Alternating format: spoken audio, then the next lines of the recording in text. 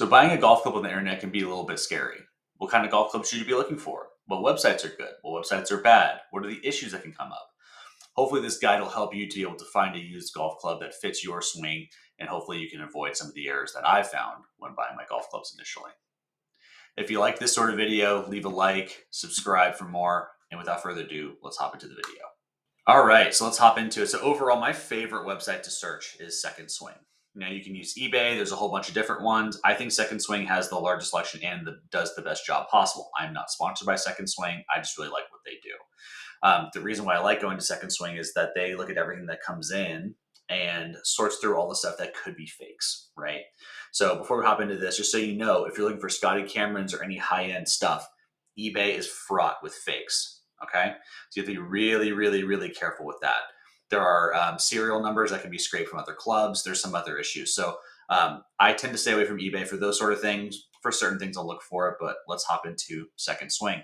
So overall, when I'm looking for golf clubs, I'm trying to figure out like what's going to go into my bag. So for me, let's an example, I'm trying to find a 7-wood. So the easiest thing to do is go into golf clubs, club types, fairway woods, easy to find there. And then let's start filtering. Now with these filters, for me, what I'm looking for is stuff that's in my spec generally. The easiest thing to do for me is to go to used. I really don't care about the brand too much. I need to be right-handed. Left-handed clubs aren't going to be good for me. And I go extra stiff. The other thing that I'll do is I'll start to look at condition. Now, condition is going to vary between each of these websites. I typically look at average or above. The reason why I don't go below average for woods in particular is you get some sky marks. You might have a dent every now and then. You want to avoid that. So anything average or above is going to be ideal for me.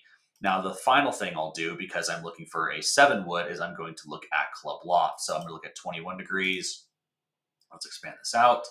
And then I'm going to look at 20 degrees as well. So let's hop into the options we have here. Now, because I'm looking at extra stiff, I'm going to have a limited selection. If you're doing stiff, regular flex, anything like that, you're going to have a ton more options than I'm going to have on the extra stiff side. So that's why I only have 14 options that I'm seeing in here, mostly because condition wise, I am looking for something that's average or above average. My club lofts are specific, and then I have that shaft flex. So let's hop into the different variants here. Okay, let's talk about those price first. We have some G430 Maxes. That makes a ton of sense. I'm not a big fan of the PXG wood, so I'm going to stay away from those. And now what I'm looking at is, one is the club itself, something I would buy, and then is the shaft something that fits my swing. Now, the easiest thing to do in terms of research is if you have a shaft that fits you, Google what the specs are in terms of kick point, stiffness, weight, all that stuff, and then have another tab open so you can look at the different shaft options. I know a lot about shafts. I don't need to look up a ton of stuff. But if you don't know enough, you want to compare it to what you currently have. So that's a way to do it here. You can see the shaft on the bottom here and the flex as well. In terms of understanding shafts, the 7 will typically dictate what the weight is. So more than likely, it's going to be something in the 70 gram range. If it says 8, it's going to be the 80 gram range. The only thing that will be a little bit different depending on the brand will be, if you see, maybe they don't have it here. They don't have it here. But in the hazardous range, if you see something at a 6.5 level of stiffness, that's going to be their extra stiff flex. The 6.0 is stiff, and so on and so forth. But without further ado, what options do I have for myself? So we have some Ping Tour versions here. Probably will want to stay away from those. I also want something heavier. My 4-wood shaft is 80 grams. So I'm going to want something around that flex at least. Not seeing any great options here. ValueCore, this is interesting. ValueCore Blue 8 Plus. So this shaft is extra stiff. It's going to be mid-kick, mid-launch. But it's going to be really stiff, which is kind of what I'm looking for. Now, the max head is going to be a good option for me. It's the new model. It's the G440. I don't need anything that's crazy, crazy low spin, but I want something that is stiff enough to where I can feel like I can square the face. So this is probably going to be my best option, at least at the moment. Now, as I open this up, what are the things you look for when speccing out the club in general? Well, you want to look at where are the scuff marks, right? Where's the quality issues?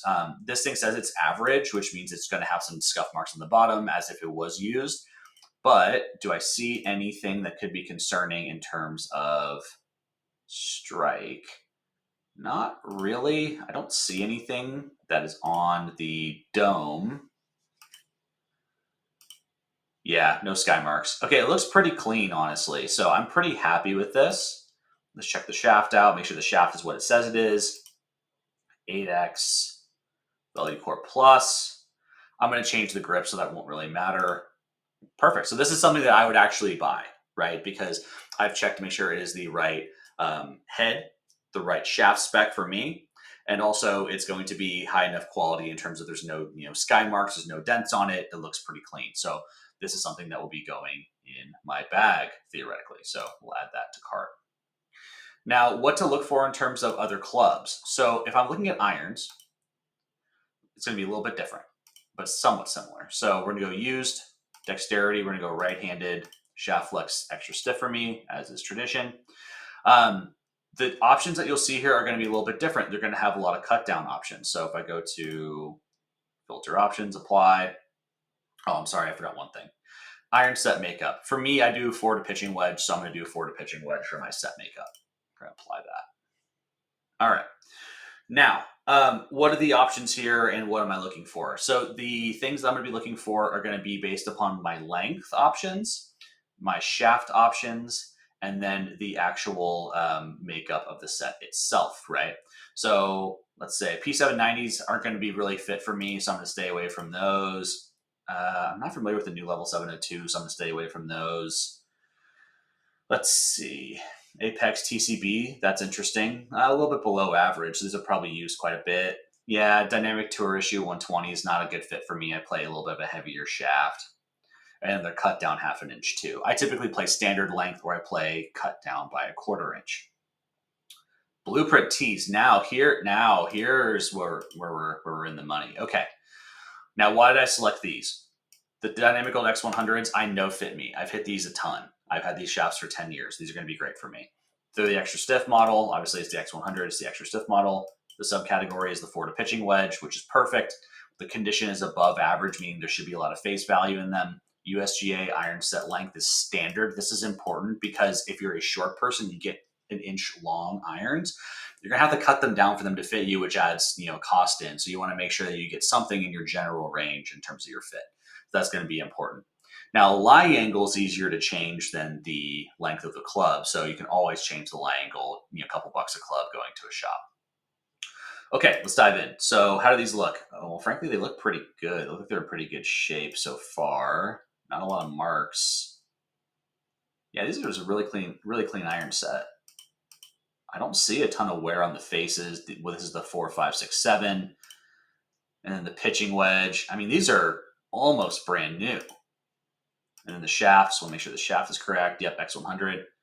So would I buy these? Absolutely. So let's throw these in the cart, right? And I think actually $960 for this set's actually a pretty good price in the grand scheme of things. So the main things to look for: shaft makeup. Is it an iron head that makes sense for you? Is it the length that makes sense for you, right? If all those things are true, then I think you're in business in terms of buying a club. Now, the hardest thing to buy used, in my opinion, is wedges. So why don't we go through some wedge examples? Okay, perfect.